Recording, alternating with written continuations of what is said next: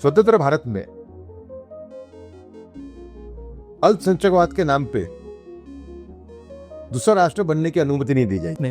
The nation will not allow creation of a nation with in nation in the name of religious minorities. बिल्कुल। अब देखिए, अन्याय जो हुआ हिंदुओं को, उसका इससे अंदाजा लगाइए कि मध्यकाल में हजारों मंदिर मुस्लिम आक्रमणकारों ने तोड़े, है ना जी। उसके बाद में मुसलमानों, भारतीय मुसलमानों के कहने पे उनको एक अलग देश दे दिया। जी। ठीक है। उसके बाद में भी हमको काशी मथुरा और अयोध्या पूर्ण रूप से न मिले। राइट। किस टाइप का सेक्युलरिज्म था कांग्रेस का? 1938 में वीर सावरकर लाहौर गए तो वहां पे उनको पत्रकारों ने पूछा कि आप और जिन्ना देश को धर्म के आधार पे तोड़ने पे क्यों तुले हुए लोग? सावरकर ने क्या जवाब दिया? सावरकर ने ये कहा पत्रकारों को कि आपका प्रश्न ही गलत है। मैं और जिन्ना एक ही पर वाले पक्षी नहीं है। जी। जिन्ना हिंदू हकों का हनन करके ज्यादा से ज्यादा रियायत चाहते हैं मुसलमानों के लिए, जबकि मैं समान अधिकार की बात कर रहा हूं। ये तो क्या है कि राजीव गांधी के मरने के बाद, देहांत के बाद, जी, कांग्रेस पूरी तरह से रूट से उखड़ गई है। जी। And it has become Muslim League, समझो आप। उन्हें कहा कि हर एक व्यक्ति को, सिंपल है एकदम, हर एक आदमी को, एक हाथ हिंदू को हर एक हाथ में भक्ति, एक हाथ में शक्ति रहनी चाहिए। शक्ति बिगड़ के अगर भक्ति है तो आपको राक्षसों से बचा नहीं सकती, वाइस वर्सा आपको राक्षस बना सकती है। बिल्कुल। वो तो करीब करीब ये कहते हैं, जो मैं भी नहीं मानता, कि कोई भी मुसलमान भारत को वफादार रह नहीं सकता अगर अपने रिलीजन को फॉलो करना है। नमस्कार, स्वागत है एक बार फिर से सबका किताबी बातों में, एक पॉडकास्ट जिसमें हम समझने का प्रयास करते हैं भारत को और दुनिया को किताबों के माध्यम से। मैं हूं आपका होस्ट अभिषेक। दोस्तों, आज बात करेंगे एक बहुत ही अहम टॉपिक की, एक बहुत अहम मुद्दे की, भारतीय नेशनलिज्म की, राष्ट्रवाद की, भारत की सामाजिक पॉलिटिकल प्रॉब्लम्स की, हिंदू मुस्लिम रिलेशंस की। इस विषय पर बात करने के लिए मेरे साथ हैं वरिष्ठ पत्रकार उदय माहुरकर जी, और जिनकी लेटेस्ट किताब my idea of nation first, redefining unalloyed nationalism. Uday ji एक जाने माने पत्रकार हैं, इससे पहले और भी किताबें लिख चुके हैं, प्राइम मिनिस्टर मोदी पर, वीर सावरकर जी पर, फॉर्मर सेंट्रल इंफॉर्मेशन कमिश्नर रह चुके हैं। और जैसा मैंने कहा, हम बात करेंगे बहुत ही महत्वपूर्ण मुद्दों पर। जो भी लोग भारत के पुनरुत्थान के इच्छुक हैं, भारत के अच्छे भविष्य के इच्छुक हैं, उनको ये पॉडकास्ट जरूर देखना चाहिए और ये किताब जरूर पढ़नी चाहिए। खास तौर पे उन लोगों को जो प्रॉब्लम्स का, भारत की सोशल और पॉलिटिकल प्रॉब्लम्स का एक्सट्रीम सॉल्यूशंस देखते हैं। उदय जी, बहुत बहुत स्वागत है आपका। खूब धन्यवाद आपका। सर, ये किताब मैंने पढ़ी, आपने काफ़ी डिटेल में, ये वैसे तो कलेक्शन ऑफ आर्टिकल्स है जो आपने पिछले कुछ सालों में, कुछ दशकों में लिखे, बहुत महत्वपूर्ण मुद्दों पर आपने आर्टिकल्स लिखे, अपनी राय व्यक्त करी। और जैसा मैंने प्रोग्राम की शुरुआत में कहा कि जो लोग एक्सट्रीम सॉल्यूशंस सोचते हैं उनको तो ये किताब खास तौर पर पढ़नी चाहिए। तो किताब के बारे में हमने कई जैसे मुद्दे उठाए, तो कुछ जो इसमें बातें थी, आपने कुछ इंपॉर्टेंट हिस्टोरिकल फिगर्स पर काफ़ी डिटेल में लिखा है, और जो हमें लगता है जो आम धारणाएं हैं उनसे हटकर लिखा है। तो पहले उनके बारे में बात करते हैं, फिर जो आपने ब्रॉडर एस्पेक्ट्स कवर करे हैं। तो सर, सबसे पहले शुरुआत करते हैं वीर सावरकर से ही। आपने सावरकर जी पे, आप तो एक अथॉरिटी माने जाते हैं, अपने से पहले उन पर एक अलग किताब भी लिखी है। तो सावरकर के बारे में जैसा हम देखते हैं कि व्यूज़ जो है हमेशा एक्सट्रीम साइड पर हैं। कुछ उनको यूलोजाइज करते हैं, एक बहुत भारत रत्न समान व्यक्ति मानते हैं, कुछ उनको एक ऐसा व्यक्ति बताते हैं जो हिंदू मुस्लिम एकता के खिलाफ थे, मुसलमानों के खिलाफ थे, हिंदू सुप्रीमेसिस्ट, फांसीवादी थे। आपके विचार में सावरकर क्या थे और क्यों उनको, आपको लगता है कि हिस्टोरियंस ने एक गलत धारणाएं बनाई है उनके बारे में? देखिए, वीर सावरकर भारत की एकता और अखंडता के सबसे बड़े प्रतीक है अभी तक के।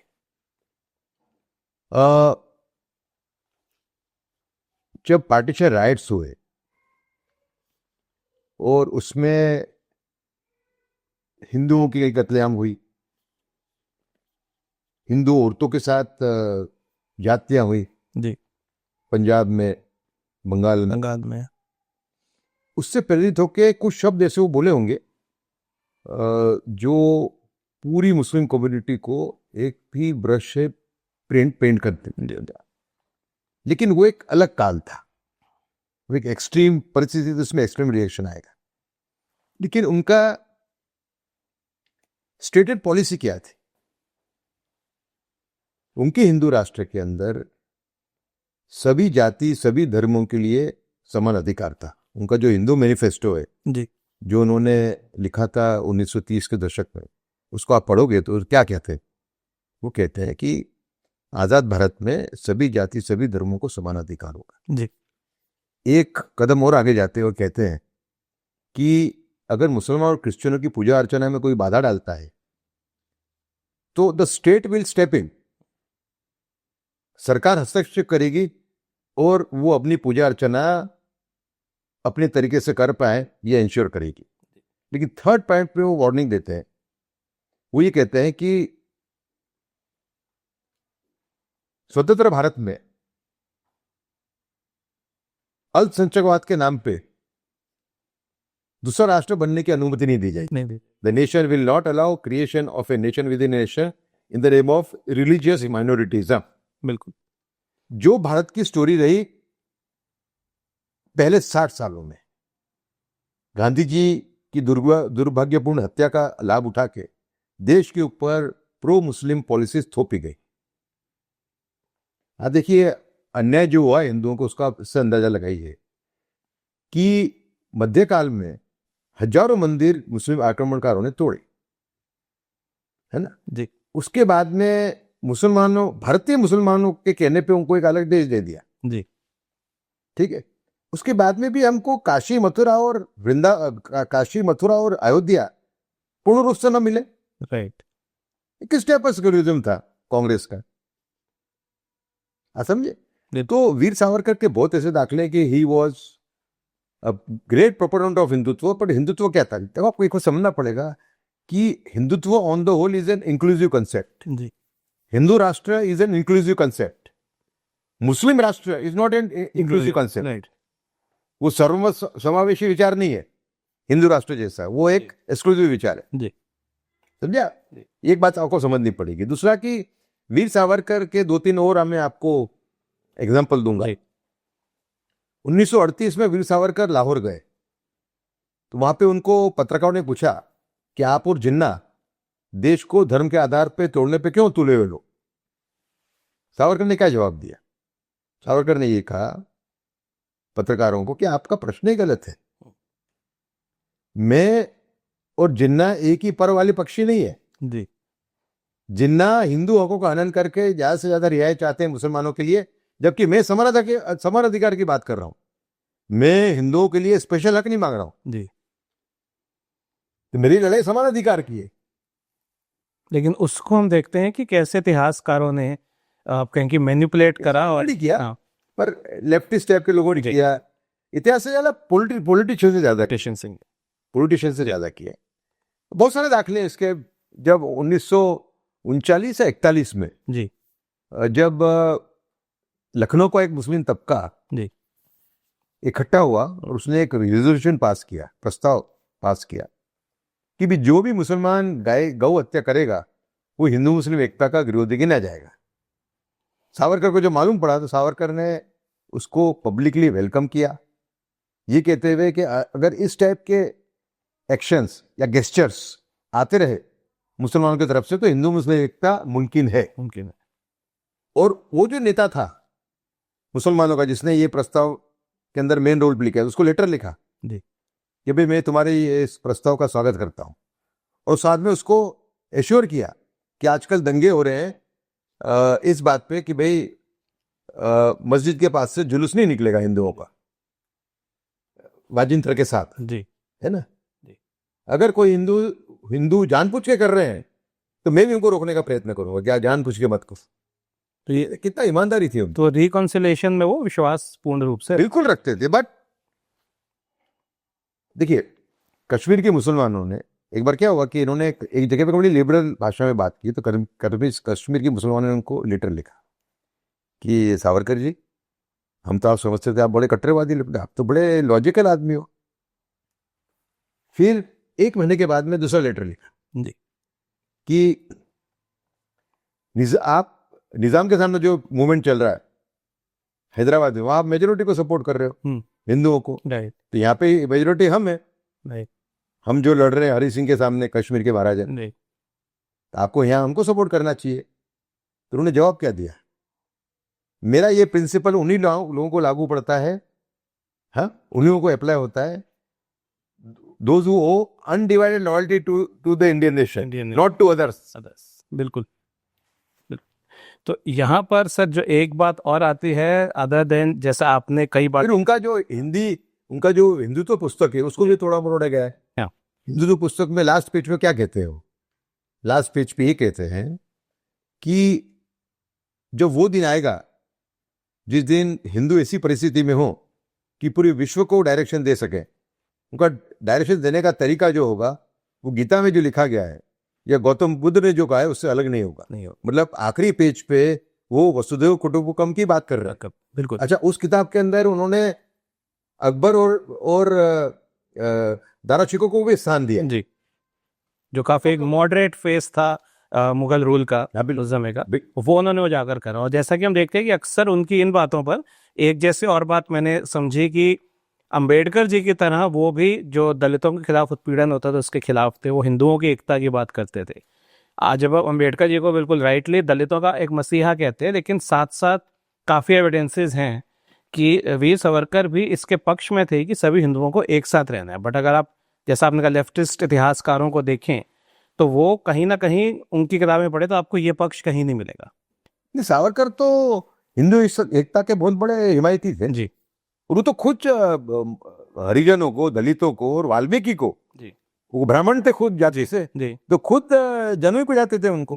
हाँ, रत्नागिरी में जब थे वो 13 साल रहे रत्नागिरी, वहाँ उन्होंने हरिजनों को, दलितों को जनई पे। पतित पावन मंदिर की स्थापना भी उन्होंने, पहला मंदिर ऐसा जिसमें दलितों को एंट्री थी। बिल्कुल। तो वही जैसा हम देखते हैं, कहने के इतिहासकारों ने एक नैरेटिव को इस तरह से दिखाया कि सावरकर को एक बहुत खराब उनकी इमेज जो है वो बना इतिहासकार, मैं फिर से दोहराऊंगा, इतिहासकार से ज्यादा पॉलिटिशियन, वो भी अभी के इंदिरा गांधी ने नहीं किया था, जबकि वो तो राजनीतिक, तो उनका पक्ष दूसरा था, वो दूसरी पार्टी से थी। ये तो क्या है कि राजीव गांधी के मरने के बाद, देहांत के बाद, जी, कांग्रेस पूरी तरह से रूट से उखड़ गई है जी, and it has become Muslim League. समझो आप मुस्लिम लीग का एजेंडा देखोगे 1940 का और कांग्रेस का अभी का एजेंडा है, वो ज्यादा फर्क नहीं। तो कहीं ना कहीं वो डिटीरिएशन थी।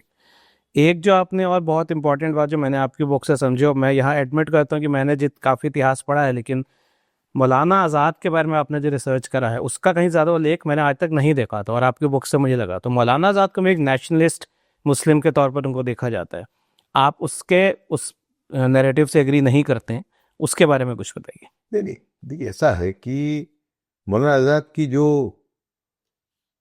हिंदू मुस्लिम एकता के लिए जो उनका जो कटिबद्धता थी एपरेंटली, उसको तो इनडायरेक्टली सरदार पटेल ने भी चैलेंज किया था। जी, सरदार पटेल कहते थे कि इस्लाम के हितों को ये प्रोटेक्ट कर रहे हैं कांग्रेस में रह के, ऐसा सरदार पटेल का नेतृत्व था ही है। जी, भाई 1946 में इन्होंने कांग्रेस वर्किंग कमेटी की परमिशन बगैर एक पत्र दिया वाइसरॉय को कि भारत का विभाजन टालने के लिए कांग्रेस को आपत्ति नहीं होगी अगर आप रोटेटिंग प्रेसिडेंसी और रोटेटिंग आर्मी जनरलशिप का कंसेप्ट लाते हो तो। जी, मतलब 5 साल भारत का जनरल, आर्मी जनरल मुसलमान रहेगा, 5 साल हिंदू रहेगा, और भारत का राष्ट्रपति भी इस तरीके से रोटेशन में आएगा। तो जरा 30 बात जब सरदार पटेल को मालूम पड़ी, सरदार पटेल ने गांधी जी को कंप्लेंट की और फिर गांधी जी ने उनको बाध्य किया जी, पद छोड़ने के लिए। बाकी 1939 से अध्यक्ष थे कांग्रेस के। जी, गांधी जी ने उनको वो जो जानकारी बताते कि वो तैयार नहीं थे छोड़ने के लिए। आप समझे, पर कई दाखिले हैं उनके। एक हिजबुल्लाह नाम की पार्टी उन्होंने फ्लोट की थी 1912-13 में। हाँ, सब मुस्लिम वर्ल्ड में सब जानते हैं ये बात, उसका उल्लेख ही नहीं इनके जीवनी किताब में नहीं है। तो आयशा जलाल जी का आपने जिक्र किया था, उन्होंने जब किताब में लिखा कि उन्होंने अपनी जो ऑटोबायोग्राफी को काफ़ी चेंज करके एक बहुत ज़्यादा मॉडरेट फेस अपना दिखाया, लेकिन सच्चाई कुछ और की बात करी उन्होंने। तस्कीरा नाम की उनकी एक किताब है, तस्कीरा, जी, उर्दू में है। जी, उसको उन्होंने उसमें उन्होंने अकबर को कंडेम किया हुआ है। अकबर जो मध्यकाल का समय लिबरल रूलर था, मुस्लिम रूलर, उसको उन्होंने कंडेम किया हुआ है। और तक़वियतुल ईमान नाम की जो किताब, कट्टरवादी किताब पढ़ाई जाती है मदरसों में, वाबी मदरसों में, उसका जो लेखक है शाह इस्माइल दहलवी, जी, शाह वलीउल्लाह का ग्रैंडसन, जी, उसको उन्होंने प्रेस किया। प्रेस किया। आप समझे? जी। और कई दाखिले, जैसे कि जो मेरा चैप्टर, उसका शीर्षक क्या है, अबुल कलाम आजाद और देवबंद स्कूल पाकिस्तान की नजरों से। तो मैंने क्या किया उसमें? मैंने कुछ नहीं किया है कि जो देवबंदी वहां के हैं, वहाबी जो है, वो कैसे देखते हैं अबुल कलाम आजाद को, और वहां के जो लिबरल हैं वो कैसे देखते हैं। तो वहां के लिबरल जो है, आयजा जलाल और इस टाइप के लोग, वो ये कहते हैं कि दक्षिण एशिया के अंदर जो कट्टरवाद फैला, उसके अंदर देवबंद और मौलाना अबुल कलाम आजाद का मेन रोल है। बराबर। और फिर ये क्या बोलते हैं वहां के जो देवबंदी है, वहां के देवबंदी ये बोलते हैं कि अबुल कलाम आजाद ने जो रास्ता चुना अखंड हिंदुस्तान का, वो कोई इस्लाम या पाकिस्तान के विरुद्ध नहीं था।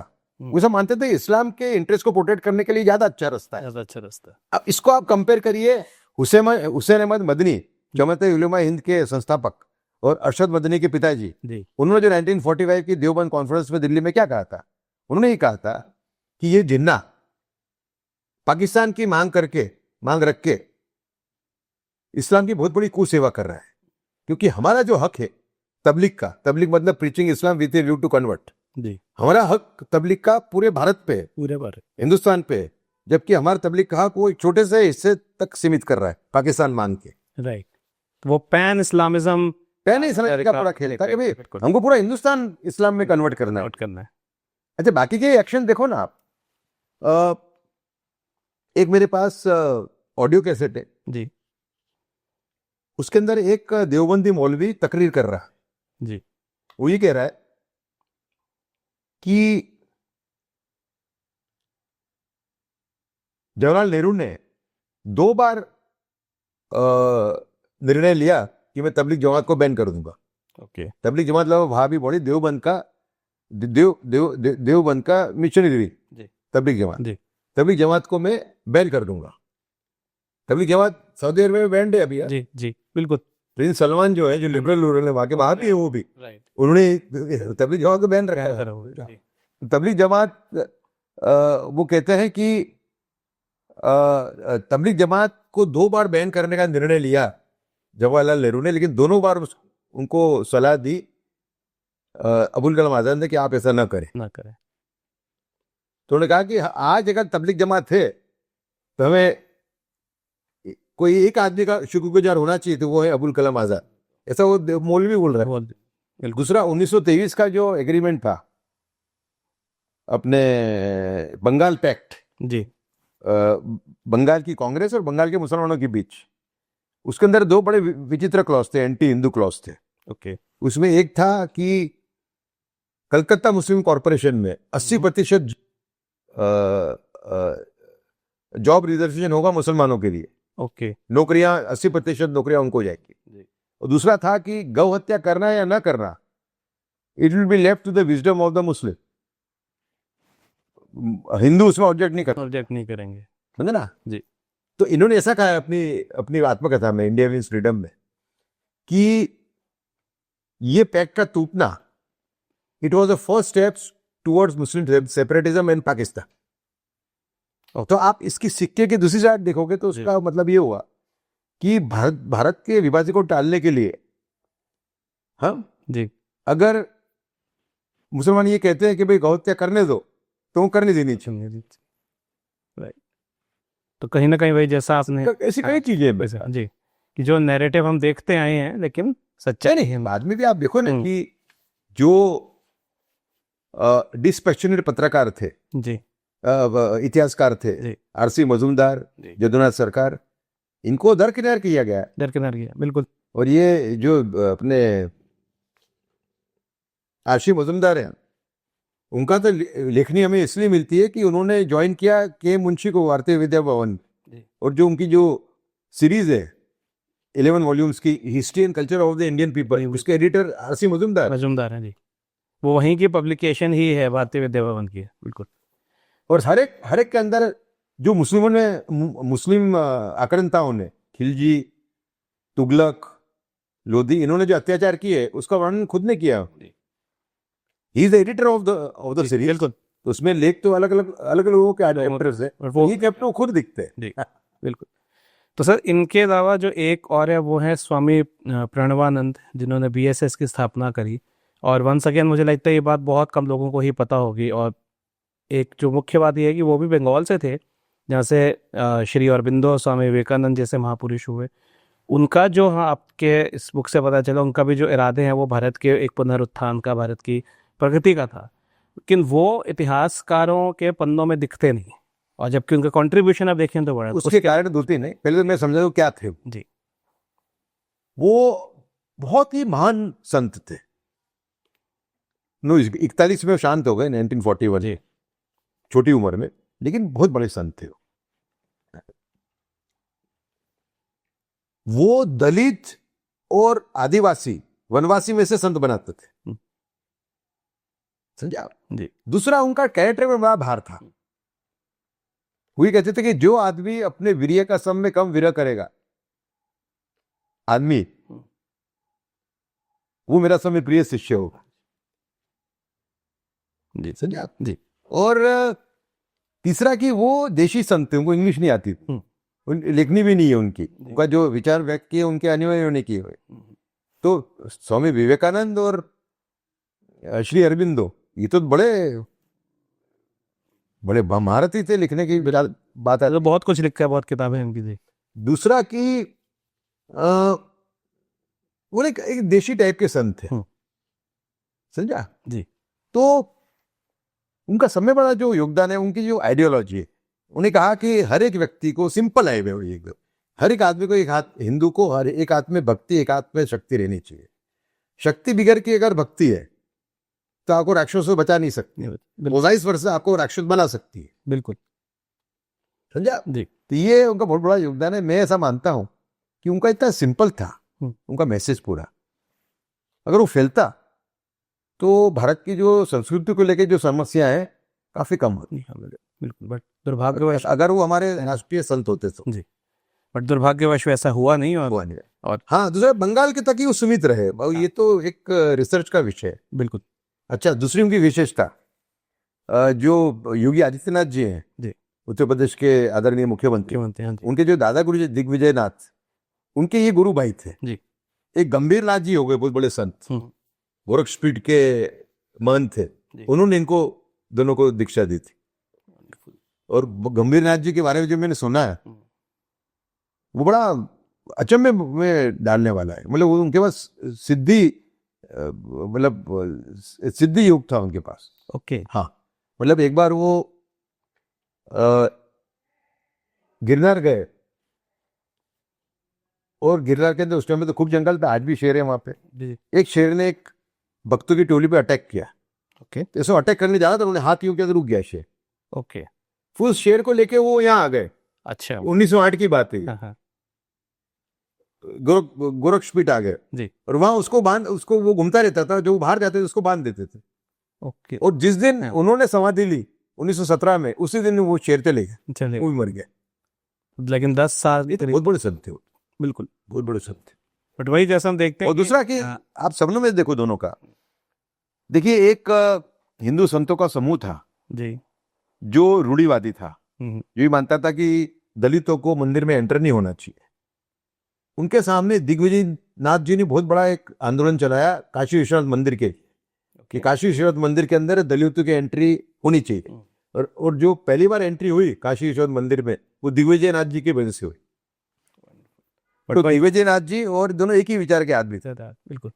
और राष्ट्रीय स्वयंसेवक संघ की स्थापना भी हेडगेवार जी, जैसा बुक में मेरा अनुमान है कि शायद वो इंस्पायर्ड रहे हो। माननीय मोहन जी भागवत ने कहा कि आप हमारे आइए आर्काइव्स में, ये आप बोलते हो पॉसिबल है, क्योंकि भारत सेवाश्रम संघ जो स्थापित किया प्रणवानंद जी ने जी, और आरएसएस का जो पूरा जो ट्रेनिंग मैन्युअल है वो बड़ा एक जैसा है।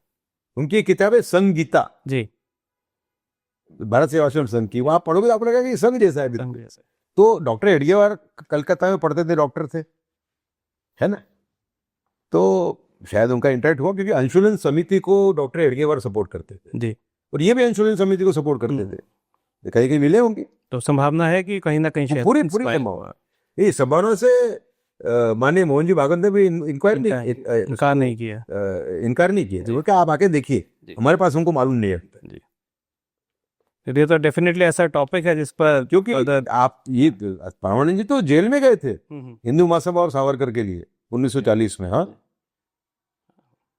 तो बहुत बड़े राष्ट्रवादी भाई। उस टाइम पे कांग्रेस की जो प्रो मुस्लिम नीतियां थी उनको चैलेंज करना पे मामूली बात है। बिल्कुल, बहुत बड़े संत थे वो तो वही जैसे हम देखते हैं कि कई इतिहास के ऐसे व्यक्ति जिनका कंट्रीब्यूशन रहा, या तो लोग जानते ही नहीं है, जानते हैं तो एक ऐसे वो फिक्स्ड विचारधारा से देखते हुए लगता है यही सच है, इसके अलावा कुछ नहीं। वो हम कहते हैं चीज़ें ब्लैक एंड वाइट में, जैसे हम इंग्लिश में बोलते हैं।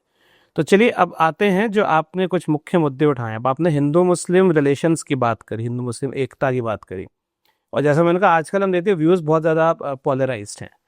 आपने पोलराइजेशन दोनों तरफ से कहा है कि वो गलत है। अगर, और मुझे याद है मैं एक और पत्रकार के साथ एक बार पॉडकास्ट कर रहा था और उन्होंने एक बात बोली थी कि हम जब राम मंदिर की बात करते हैं, ऐसी किसी भी चीज़ की बात करते हैं, हम आज के किसी मुस्लिम को 500 साल पहले, 600 साल पहले बाबर ने, अगर उसके लिए जिम्मेदार नहीं ठहरा सकते कि 500 साल पहले बाबर ने करा तो तुम उसके लिए जिम्मेदार हो। तो हमें ये डिस्टिंक्शन रखनी है। नहीं, लेकिन इसमें थोड़ा मेरा भिन्न विचार है इससे। जी। देखिए, देवबंद ने परिस्थिति जिक्र की, बाबर उनके लिए हीरो है। हीरो है। अगर बाबर उनका हीरो है तो वो देशभक्त नहीं। तो देशभक्त भाई, मुस्लिम में भी हीरो कम थे पर हुए है ना, हुए। अगर अकबर उनका हीरो है हम मानने को तैयार, बिल्कुल, है ना। हवलदार हमीद उनका हीरो है, परमवीर चक्र हम मानने को तैयार। बिल्कुल। इब्राहिम खान गर्दी जो मराठों को वफादार पानीपत की लड़ाई में, अगर वो उनका हीरो है तो हम तैयार। पर बाबर और तुगलक और अलाउद्दीन खिलजी उनके हीरो है तो वो नहीं। हाँ, तो वो कांग्रेस का जो तुष्टीकरण की भी राजनीति चली जी, वो भी किसकी तुष्टीकरण? कट्टरवादियों। कट्टरवादी। उससे ये बात फैल गई ना पूरे भाई। देवबंदियों की संख्या कितनी थी आजादी के टाइम पे? 20% थी, 20 के नीचे 15% होगी। आज 45-50% है। पूरा देवबंदी कांग्रेस में एंटर हो गया ना समझो आप। जी जी, बिल्कुल। तो वही जैसे आपने हीरोज की बात करी, आपने कई नाम लिए। अब यहाँ पर हम देखते हैं कि जब हम, आप जैसे आपने कहा कि वो हीरो हो सकते हैं लेकिन बाबर या तुगलक जैसे लोग हीरो नहीं हो सकते। मैंने मेरे एक चैप्टर में कहा जी, कि अगर मुसलमानों को आपको मेन स्ट्रीम में द्वार खुलना है तो इतनी इतनी चीजें उनको माननी होगी। तो यहाँ पर आपको क्या लगता है कि रोल किसका है? मुस्लिम लीडरशिप का रोल है कि वो सही जो हीरो है, सही जो आइडियल है वो अपने समाज के सामने रखें? तो ये आपके विचार में जिम्मेदारी कहाँ किसकी बनती है? ये देखिए, देवबंद वाले कभी नहीं करेंगे। वो तो अंदर से कट्टरवादी है, उनके जो रिलीजियस लीडर्स है। जी, ठीक है। तो ये काम तो सरकार का भी है। जैसे कि रोड है यहाँ पे, बाबर के नाम पे रोड है, तुगलक के नाम पे, समझे आप, लोधी के नाम पे, ये सभी अत्याचारी थे। एक भी सुल्तान सल्तनत पीरियड का एक भी सहिष्णु नहीं है। जी, समझे आप। जी। तो इन ऋणों के नाम क्यों नहीं चेंज करना चाहिए सरकार को? इन ऋणों के नाम चेंज करे, देशभक्त मुसलमानों के नाम पे कर दें। बिल्कुल। ब्रिगेडियर उस्मान है जी, महावीर चक्र उस्मान, ये स्टोरी कितनी मतलब एक देशभक्ति से भरी हुई। उनको जिन्ना ने पहले आइडेंटिफाई कर लिया था कि ये आदमी आगे बढ़ने वाला है।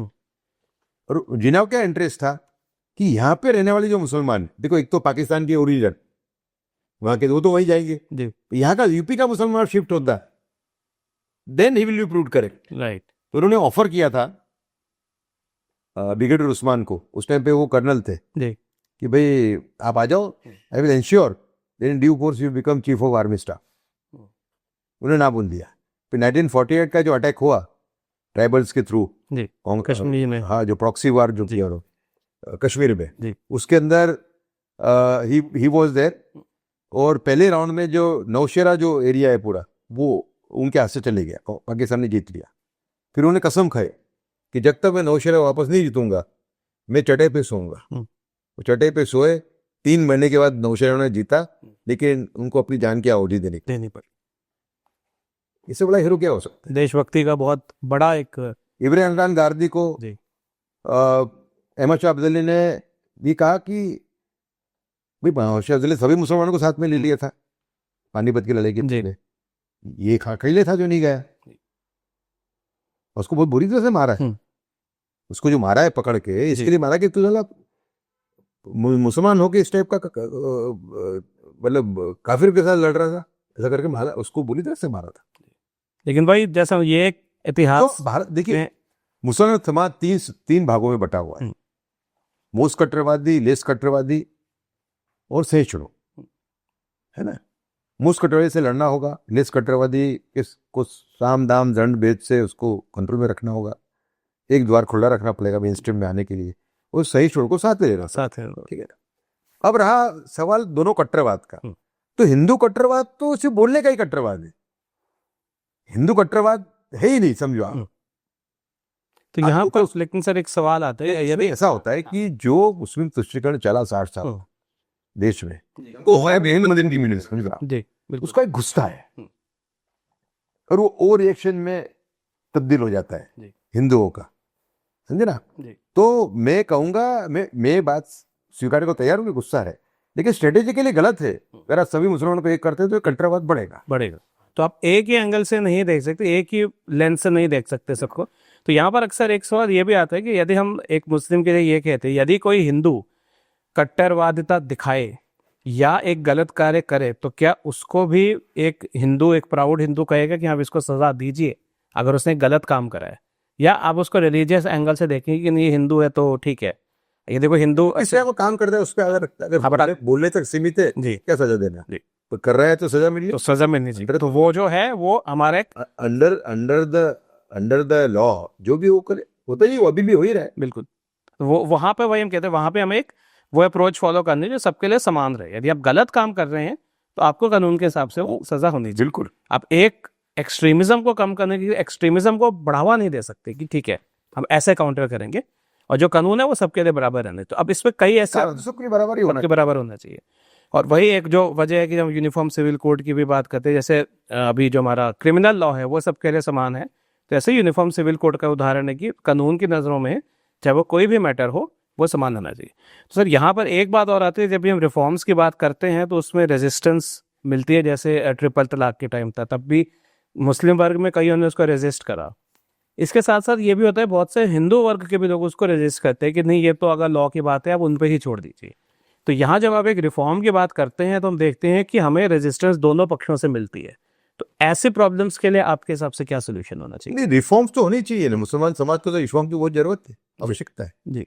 उनके जो इस्लामिक लॉज है वो तो आज की इसके साथ सुसंगत नहीं, कई लॉज उनके, इसलिए बात है जी।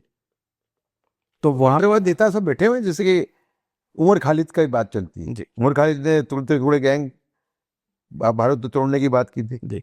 ओपनली की थी। उनके पिताजी एसक्यू और इलियास, उनको मैं 25 साल से ट्रैक कर रहा हूँ। उनका एक 2003 में इंटरव्यू मैंने देखा था जी, जिसमें उन्होंने कहा उनको पूछा गया कि भाई सिमी के कुछ कार्यकर दिल्ली में पोस्टर लगा रहे हैं, राष्ट्रवाद खत्म करो, खिलाफत प्रस्थापित करो, इसके बारे में आपको क्या कहना है? उन्होंने क्या जवाब दिया? उन्होंने ये कहा कि बिल्कुल सही है, ये तो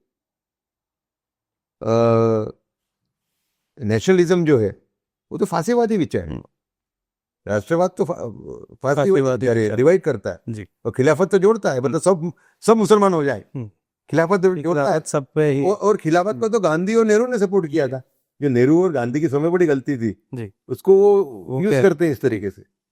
फिर एक स्पीच उनका मैंने सुना अहमदाबाद में, आज से 20 साल हो गए, 1 जनवरी 2006 को सुना था मैंने। ओके, हाँ, मैं उनको ट्रैक कर रहा था जी। वहां तो वो ओपनली पूरे भारत को कन्वर्ट करने की बात कर रहे थे, ओपनली। तो वही जैसा उनके यहाँ के कट्टरवादी और मुसलमान वहां के जो कट्टरवादी है पाकिस्तानी, दोनों एक ही है, ये भी मुझे उससे मालूम पड़ा उनकी स्पीच के ऊपर जी। हाँ, तो वो है कि हमें कहीं ना कहीं डिस्टिंक्शन जो है, लेकिन इस पे कुछ लोग ये भी कहते हैं कि यदि आप उनको कहते हैं कि वो टेररिस्ट हैं, उनके विचारधारा ये है जो गलत है, तब भी ट्रायल का हक सबको बनता है। अगर आपके ऊपर आरोप लगा है तो आपका ट्रायल होना चाहिए। तो क्या प्रॉब्लम है? उसमें वो कहते हैं आप 5 साल से वो जेल में बिना ट्रायल के हैं, तो कानून के हिसाब से कोई कितना भी गलत हो उसको ट्रायल का हक है। तो यहाँ पर एक वो आता है कि क्योंकि वो एक धर्म से बिलोंग करते हैं और वो सरकार नहीं चाहती, वो बिना ट्रायल के जेल में सड़ रहे हैं। इसको आप कैसे देखेंगे? ये देखिए, ऐसा है कि टेररिज्म के अंदर तो कोई कॉम्प्रोमाइज नहीं होना चाहिए। जी आप समझे, टेररिज्म तो फैला ही है देश के अंदर, आप समझे। बिल्कुल। और टेररिस्ट के सब वहां भी होते हैं, जो भी ट्रायल पे है उसमें एक भी बरेली नहीं है जी, सूफी नहीं है उसमें, सब यही है। यही। ये क्यों आते हैं? राइट। तो उसके अंदर मैं थोड़ा भिन्न विचार रखूंगा कि it should be left to the goodwill, to the it should be responsibility of the government. कैसा संगीन केस है उसको देख के करना चाहिए। पर हाँ, कोई भी इनोसेंट आदमी को परेशानी नहीं होनी चाहिए। ये बात बिल्कुल सही है। हाँ बिल्कुल, वो तो एक कानून उस हिसाब से सबके लिए होना चाहिए। अब सिर्फ उसको धर्म के नाम पर नहीं सकते, इनोसेंट है तो वो इनोसेंट है, चाहे वो किसी भी धर्म का या जात का। इसके साथ सर एक टेररिस्ट तो सब मुसलमान ही होते हैं, हिंदू कहाँ होता है टेररिस्ट? हाँ, लेकिन वही है कि लेकिन जब वही हम इनोसेंट की बात करें कि अगर इनोसेंट है तो आपको वो उसको न्याय मिले। टेररिस्ट तो मुसलमान ही होते हैं, वो भी वहां भी होते हैं। I will be more precise, Bareilly होते ही नहीं, सब वहां भी होते हैं सब। तो अब यहाँ पर भी कई जैसे सर भिन्न विचार आते हैं, वो वही कहते हैं कि आप कहते हैं कि टेररिस्ट हिंदू नहीं होते, तो एग्जाम्पल्स हैं अब जैसे जो साध्वी प्रज्ञा वगैरह के थे कि उनके पर मुकदमा चला, वही कहते साध्वी प्रज्ञा पे, और ये कहते कहीं ना कहीं कुछ तो था ही ना कि यानी बिना वजह एक मुकदमा कैसे चला। और कई हिंदू हैं जो एक्सट्रीमिस्ट विचार रखते हैं, तो जो हिंदू एक्सट्रीम, क्योंकि आपने तो खुद एक्सट्रीमिस्टों के खिलाफ कहा है कि आप सारे हिंदू मुस्लिम्स को एक एंगल से नहीं देख सकते। मैं तो स्ट्रेटेजी की बात कर रहा हूँ। हाँ। देखिए मेरी बात सुनो, आपको ये बात समझना पड़ेगा कि 800 साल की गुलामी के बाद में देश आजाद हो रहा है, उस पर मुसलमान को अलग देश देने के बाद में मुसलमान प्रो मुसलमान नीतियां थोपी जा रही है, तो उससे तो एक इम्बेलेंस खड़ा हो, इम्बैलेंस होगा। राइट, बिल्कुल। वहां तो हमें सिमिलैरिटी हाँ नहीं वो चलता ही रहा ना 60 साल तक, चलता रहा। वो तो इम्बेलेंस खड़ा होगा ना, समझो आप। तो यहाँ सर एक कोई हिंदू कोई वो गांधी थोड़ी है जी, कि माफ कर दे कोई को भी। तो एक जब हम हिंदू समाज की बात करते हैं तो एक जो क्वेश्चन हमेशा आता है वो आता है कास्ट का। हम कहते हैं जो कास्ट सिस्टम, इस पे बहुत तो ये कहते हैं, जो राइटली कहते हैं कि जो कास्ट सिस्टम है हमारा जो हिंदू में ओरिजिनल है वो वर्ण विभाजन है, ब्राह्मण क्षत्रिय वैश्य शूद्र। लेकिन एक जो सच्चाई है वो ये है कि कास्ट डिस्क्रिमिनेशन आज भी है दुर्भाग्यवश, और कहीं ना कहीं जो शूद्र हैं जो दलित हैं उनके साथ आज भी अत्याचार हो रहे हैं। तो जब हम बहुत कम हो रहे हैं, हाँ, लेकिन कहीं ना कहीं वो विचारधारा उसको अलग तरह से देखिए आप। नहीं हिंदुओं पे भी हो रहे हैं अत्याचार, हाँ, हिंदुओं पे भी हो रहे हैं, अपर कास्ट में भी हो रहे हैं। आप यूपी के अंदर दलित मुख्यमंत्री बन गए और क्या चाहिए आपको जी।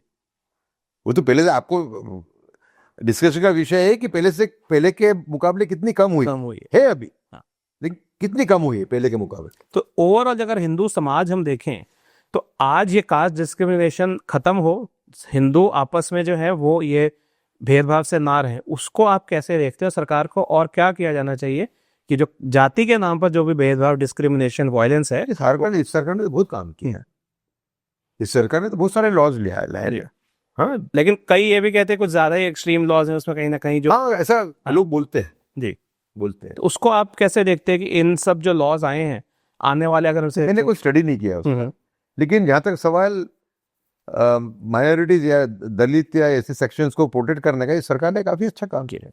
तो स्टिल आप ओवरऑल आप कहते हैं कि आप होपफुल हैं कि आने वाले सालों में ये सिचुएशन जो है कम ही होता जा रहा है, कम होता जाए, तो आने वाले सालों में और वोट बैंक पॉलिटिक्स में चल रहा है खेल, वो जरूर है।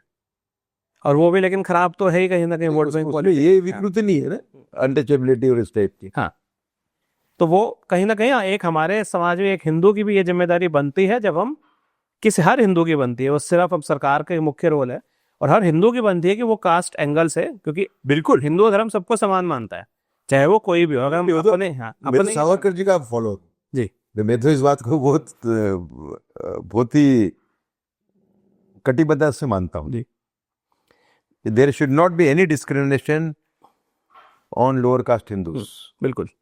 तो अब जब लोअर कास्ट हिंदूज की हमने बात करी, वैसे तो लोअर कास्ट टर्म अपने आप में गलत है, क्योंकि कास्ट जो वर्ण है वो ऊंच नीच के हिसाब से नहीं बने थे।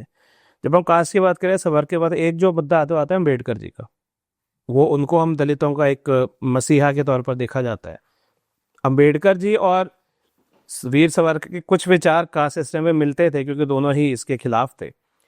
अंबेडकर जी को क्या आपको लगता है कि उनकी जो लेगेसी रही है उसको भी पॉलिटिकली हाईजैक किया गया है? बिल्कुल। उनकी कैसे? लिगेसी को लेफ्टिस्ट और ये पैन इस्लामिस्ट का जो गठबंधन था उन्होंने हाईजैक ही कर लिया। भाई वो तो मुसलमान के, उनके जो मुसलमान को बड़े विचार है वो तो उससे भी ज्यादा कठोर है। आरएसएस और बीजेपी की आरएसएस और इवन सावरकर इसके मुकाबले कठोर है जी। वो तो करीब करीब ये कहते हैं, जो मैं भी नहीं मानता, कि कोई भी मुसलमान भारत को वफादार रह नहीं सकता अगर अपने रिलीजन को फॉलो करना है। आप समझे? दूसरा कि ऐसी कई चीजें, कई इश्यूज है जहाँ सुसंगतता थी। भाई दिखाया जाता है अम्बेडकर और आरएसएस को सामने सामने जी, लेकिन आप पास से देखोगे तो 2 या 3 इश्यू छोड़ के उनके विचार एक ही है। एक ही। समझे? बिल्कुल। लेकिन भाई जो हम बात करें कि वो हाईजैक कर लिया उन्होंने। हाईजैक कर लिया, नैरेटिव उस तरह का बनाया गया कि जो अंबेडकर जी ने इसके लिए ये किताब जो है, हाँ, इसका सबसे बड़ा योगदान ये है कि किताब नैरेटिव वॉर से ऊपर ऊपर उठ के हिस्ट्री को देखती है, हिस्ट्री से बोधपाठ लेती है, देश की समस्याओं को देखती है। समझे ना? जी। तो आपने कई जैसे इस बुक में ये बातें लिखी हैं, जैसे मैंने शुरुआत में कहा कि जब हम नैरेटिव्स, ये लेफ्ट विंग राइट विंग, ये सबसे ऊपर उठकर अगर समस्याओं को देखना चाहते हैं तो आने वाले समय में आपके विचार में यदि आपको 2-3 पॉलिसीज बनाने को कहा जाए जो आपने इस बुक में लिखा है, उनके हिसाब से अगर आप चाहें, अगर आपको एक छूट दी जाए, तो क्या ऐसी 2-3 मुख्य पॉलिसीज आपके हिसाब से बननी चाहिए कि हम सबसे पहले हिंदू मुस्लिम एकता रहे और जो राष्ट्रवाद की हम बात कर रहे हैं, अनअलॉयड नेशनलिज्म, वो भी नहीं, हिंदू मुस्लिम एकता के लिए इस्लामिक कट्टरवाद जो बड़ा है उसको डाउन करना बहुत जरूरी है। बिल्कुल। हिंदू का जो हिंदू एक्सट्रीमिज्म तो रिएक्टिव एक्सट्रीमिज्म है ना, मेन तो वो लोग हैं। जी। तो उसको कम करने के लिए सरकार वो तो हाँ। बहुत कठोर स्टेप लेने पड़े। तो एक तरफ हम जो एक्सट्रीमिस्ट हैं, जो एक डे टू डे बेसिस पे जैसे जो इंटरेक्शन है बिटवीन हिंदूज एंड मुस्लिम्स, वहां भी हमें है कि जो एक कट्टरपंथी है वो ना रहे, धीरे धीरे वो भी खत्म हो। तो उसके क्योंकि वो तो आप पर उसमें मुसलमान देखिए, हिंदू कट्टरपंथी वो नरमपन बन सकता है, तो वो जो कट्टरपंथी है देवबंद वाला, एक्सट्रीम देवबंद वाला, वो तो कैसे, वो नरमपंथी, वो तो गया आपका। तो क्या सही रोल मॉडल सामने रखे जाने चाहिए, जैसा हमने कहा? छोटेपन से मेरा ये अनुभव है, इवन देवबंद, कोई भी देवबंदी फैमिली से अगर मदरसा में नहीं घूम पड़ा है तो उसको आप रिट्रीव कर सकते हैं। जो मदरसा में पढ़ा है उसको नहीं कर सकते, वो डिफिकल्ट है, बहुत डिफिकल्ट है। और जब इतिहास की हम जैसे बात करते हैं, जो हमने 3 मुख्य इतिहास के पात्रों पर बात करी, इसके अलावा भी बहुत है जैसे जो कहीं ना कहीं उनकी हिस्ट्री को या तो हाईजैक किया गया या उतना उजागर नहीं किया गया। जैसे शिवाजी महाराज की आपने बात करी और भी कईयों की बात करी, उनके जो आइडियल्स रहे हैं, जैसे शिवाजी को तो कईयों से सम्मान मिला है even in the Muslim fraternity, उनका जो आइडियल रहा उसके बारे में अगर आप कुछ बताएं। शिवाजी क्या, शिवाजी महाराज का जो हिंदवी स्वराज था जी, वो बिल्कुल आज देश पे फिट बैठता है। उन्होंने उस इस्लामिक कट्टरवाद के सामने लड़ाई लड़ी जी, सहिष्णु मुसलमानों के लिए जगह रखी, मुस्लिम औरतों का सम्मान किया जी। वो और महाजी शिंदे हो गए, सिंधिया जी, इन दोनों का अगर इस्लाम देखते हैं आप, अब इनका जो रूल करने का तरीका देखते हैं, वो बिल्कुल फिट बैठता है इनका। तो वो कहीं ना कहीं उससे आप प्रेरणा ना लेकर आज की हमें जो हाँ, मैं तो देखिए, मैं जब छोटा था तो छोटे बच्चों को फैंटेसी आती है, मुझे भी फैंटेसी आती थी कि मेरे कुल देवता मेरे पे प्रसन्न हो जाए, मुझे वरदान मांगे। वो कहते वरदान में क्या मांगूंगा? मैंने कहा मैं वरदान ये मांगूंगा कि मेरी 15 मिनट की भेंट आप करवा दीजिए छत्रपति शिवाजी महाराज के साथ, और 15 मिनट की करवा दीजिए महाराणा प्रताप के साथ। तो मैं तो उनको ही जीत, और तीसरे हीरो मेरे सावरकर है। मैं गुरु गोरवलकर का भी बहुत सम्मान करता हूँ, उनके और सावरकर जी के थोड़े मतभेद थे, हाँ, लेकिन आज जो एक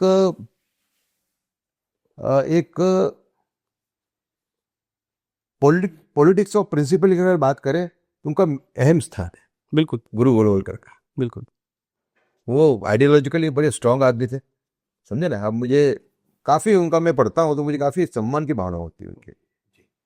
तो कहीं ना कहीं ये जरूरी है कि हम सही इतिहास को सामने लाए, सही जो रोल मॉडल जैसा मैंने कहा, वो दोनों ही पक्षों के लिए, चाहे वो उनके लिए जरूरी है। तो अंत में Uday ji, idea of nation first unalloyed nationalism, इससे पहले आपने लिखा सावरकर जी पे, इससे पहले प्रधानमंत्री मोदी पे। आने वाले समय में आपका क्या लिखने का विचार बन रहा है? आने वाले में एक काफी टाइम लग गया वैसे उसमें, लेकिन करूंगा मैं। जी। एक पुस्तक मैं और एक मेरे सहलेखक है जी। हम दोनों मिलके कर रहे हैं, ओके। है ना। सम्राट शिवाजी, अच्छा। ये इसका शीर्षक है। जब शिवाजी महाराज का देहांत हुआ, ये शिवाजी महाराज को कैसे डॉफ कर दिया गया उनको, Maratha warrior, Maratha. He was a great nation builder, Yaduraj सरकार ने लिखा, बिल्कुल, the greatest nation builder of medieval India, ऐसा लिखा है उनको कहा। तो जब वो देहांत हुआ, ये मेरा संशोधन है जी। देखिए, राज्य अभिषेक के साथ उनकी स्टोरी पूरी हो जाती है जी। कोई भी किताब में। राइट। उसके समय बड़ा काम उसके बाद में किया हो, दक्षिण जीतने का, दक्षिण दिग्विजय। जब उनकी देहांत हुआ उस टाइम पे उनकी राज्य की जो लंबाई थी, चौड़ाई कम थी, लंबाई थी 1600 किलोमीटर। दक्षिण गुजरात से शुरू होती थी और चेन्नई के आगे जाके 200 किलोमीटर आगे जाके उसका अंत होता था। जी। ये लंबाई जो है करीबन 1600 किलोमीटर। ठीक है। काबुल, जहां से ये आक्रमणकार आए, काबुल के अगल बगल से, जिनको हमारे लेफ्टिस्ट हिस्टोरियन जिनका महिमा मंडन करते हैं जी। काबुल का अंतर दिल्ली से कितना मालूम है आपको? करीब 1300, 1400। और ये 1600। हाँ, ये 1600। 1600। आपका ये शाहबुद्दीन गोरी यहाँ से आया, जिसने मुस्लिम राज कायम किया देश में। वो घुर का था, वो घुर का अंतर भी 1525 किलोमीटर है। शिवाजी के राज्य की लंबाई से कम है, कम। राइट। दूसरा, शिवाजी ने नेवी को रिवाइव किया। चोला साम्राज्य के बाद में नेवी हमारे खत्म हो गई थी, बराबर। नेवी को रिवाइव किया। He was the greatest builder of forts. जी। करीब 100 के करीब forts in the last 1000 years. Right. फिर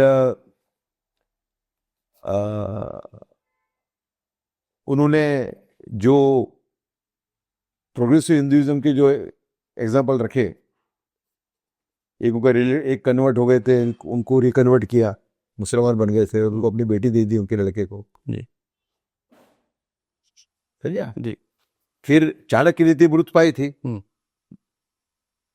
चाणक्य नीति का भी रिवाइवर तो उन्होंने शिवाजी महाराज से। तो इस पे लिखने का कर रहे हैं हम लोग प्रयत्न भी। वंडरफुल। और कुछ समय लगेगा, लेकिन होगी वो पुस्तक। वंडरफुल। तो उसका जरूर इंतजार रहेगा। अंतिम सवाल देश के युवाओं के लिए, जो भी हो, हिंदू, मुस्लिम, सिख, क्रिश्चियन, कोई भी, एक संदेश अगर आप देना चाहते हो। मैं ये कहना चाहूंगा उनसे, देश के युवाओं के लिए, कि वो धर्म जाति से ऊपर उठे और देश हित को सर्वोपरि गिने। National interest is Paramount, should be Paramount for them, and personal interest second. बिल्कुल। तो कहूँगा बहुत अच्छा संदेश है, जिसके साथ हम पॉडकास्ट ख़त्म करते हैं। और जो भी ये पॉडकास्ट देख रहे हैं, सबसे पहले तो मैं कहूँगा पॉडकास्ट ज़रूर शुरू से एंड तक देखिए। और ये बुक एक स्ट्रांगली मेरी रिकमेंडेशन है। जैसा मैंने शुरुआत में कहा था, हम पोलराइज्ड वर्ल्ड की बात कर रहे हैं, लेकिन ऐसे में बहुत कम ही ऐसे विचारक हैं, लेखक हैं, जो पोलराइजेशन से हटकर प्रॉब्लम का सही सोल्यूशन क्या है उस पर बात करते हैं। हम लेफ्ट विंग, राइट विंग, इस सब से ऊपर उठकर यदि सोल्यूशंस को देखना चाहते हैं, तो अब ये किताब को पढ़िए। आप ना सिर्फ भारत के इतिहास को, भारत के समाज को अलग नज़रिए से देखेंगे, बल्कि ऐसी बहुत सी जिन प्रॉब्लम्स की हम बात करते हैं उनके सोल्यूशंस को भी देखने का आपको एक अलग नज़रिया मिलेगा। उदय जी, आपने किताबी बातों के लिए समय दिया, खूब बहुत धन्यवाद आपका।